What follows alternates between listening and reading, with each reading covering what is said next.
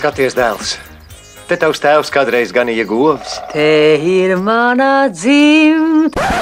Šoreiz stāsts nebūs par daudzu gadu veidotām un lolotām lauku saimniecībām, kuras vada pieredzes bagāti saimnieki. Stāsts ir par 4 jauniešiem no 4 dažādiem Latvijas reģioniem – Zemgales, Latgales, Kurzemes un Vidzemes, kur katrs ar savu atšķirīgu saimniekošanas veidu tie tikai nesen uzsākuši darbību. Es esmu Vita un kopā mēs brauksim uz laukiem, lai iepazītos ar pietiekami drosmīgiem jauniešiem, kas nebaidās grūtību un savu dzīvi vēlas saistīt ar saimniekošanu laukos.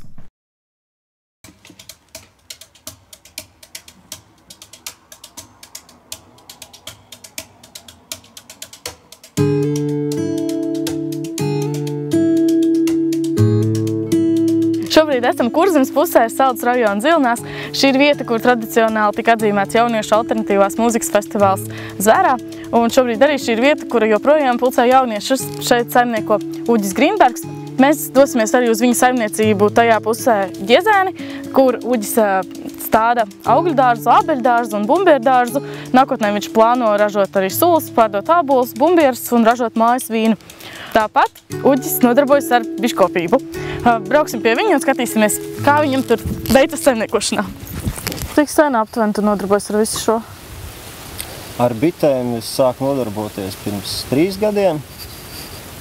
Ābeļdārzu pagājušajā gadā es iestādīju tikai. Un cik jau lielā platībā tev ir? Šobrīd ir hektārs ar ābeļdārzu, aptuveni 800 stádi, bet rudenī jau tiks palielināts līdz 4 hektāri. Un tādēļ es šo momentu es saņēmu lielu kravu ar ābeļstādiem. Tas ir tas, kas mums aizmugurē, ja? Jā, tas, kas mums ir aizmugurē. Vakar saņēmu ābeļstādus, tagad viņi ir izmērcējušies 24 stundas un šobrīd iestādīsim viņus pagaidu laukā, jo lielais lauks ir pagaidām aizņemts, labība aug. Un rudenī pārstādīs uz lielo lauku.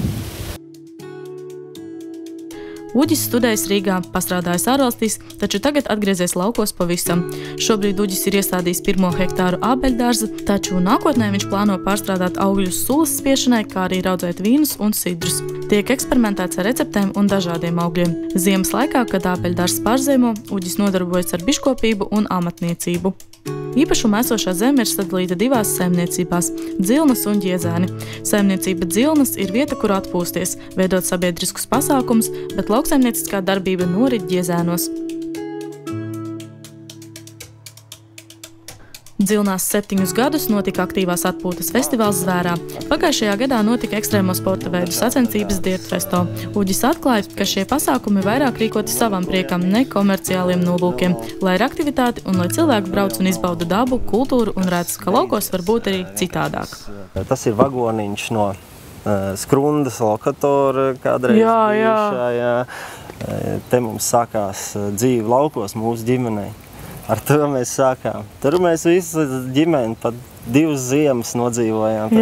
Tāda lauksaimniecība tieši no turienes radās, un tur es kā mazs bērns arī, var teikt, tas uzaudzis. Šeit tieši Dzilnās vēlos, lai viss saglabājās un turpinās. Principā, kā tas te ir, šī ir tāda kā atpūtas, kultūras un sporta zona. Uģis kopā ar ģimeni un draugiem ir labiekārtojis īpašumu, pārvēršot to par mazu sportisko aktivitāšu oāzi.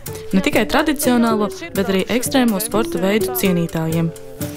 Notikuši gan sacensības, vienkārši pabraukāšanās, arī no Saldus brauc jaunieši šeit pabraukāties.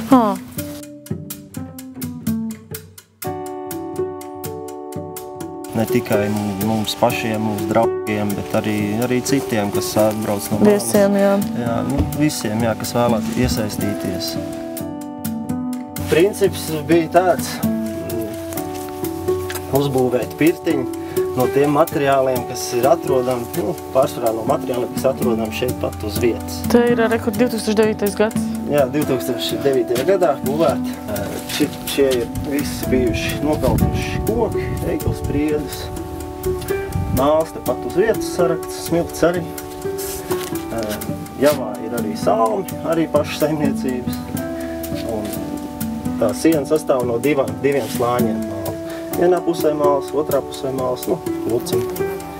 Pa vidu salmi, siltumizolācija. Rabarberi no jūsu rabarberiem un bērstu arī no jūsu bērziem? Jā. Viss ir no pašu kokiem un pašu augļiem.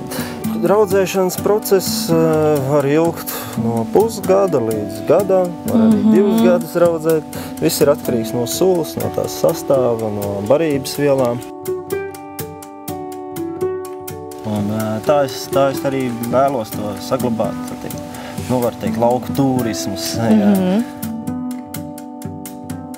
Man aicinājums ir tomēr ražot kaut ko. Es gribu ražot kaut kādu lauksaimniecības produkciju, to pašu medu, citus biškopības produktus, pārstrādāt ābolus. Man gribās izgatavot kaut ko taustā, sajūtas, man negribās tirgot, tā teikt. Sajūtās es gribu dalīties.